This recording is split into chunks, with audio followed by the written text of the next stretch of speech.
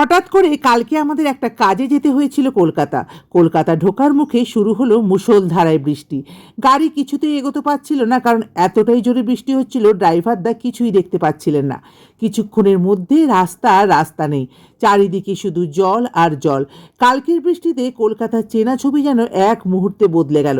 কোথাও রাস্তা হয়ে গেছে নদী, কোথাও আবার গাড়ি প্রায় জলের তলায়। এমন জল জমেছিল যে মনে হচ্ছিল শহরের বুকে ছোট করে একটা বন্যা নেমে এসেছে। আমরা যখন আমাদের গন্তব্যস্থলে পৌঁছালাম, তখন দেখি সেই জায়গাতেও জলে থই থই করছে। অনিচ্ছা সত্ত্বেও এই নোংরা জলে নেমে কিছুটা হাঁটতে হলো। কাজ সেরে ফেরার পথে পড়লাম বিপদে। এই যে রাস্তাটা দেখতে পাচ্ছেন, এই রাস্তার মধ্যে আমাদের গাড়ি প্রায় অর্ধেক জলের তলায় ছিল। সামনে ভাসছিল ট্রাভেলার, কিন্তু ওই পথ দিয়ে পেছনোর কোনো উপায় ছিল না। সাইড দিয়ে কোনো ক্রমে বেরিয়ে আমরা বাঁচলাম।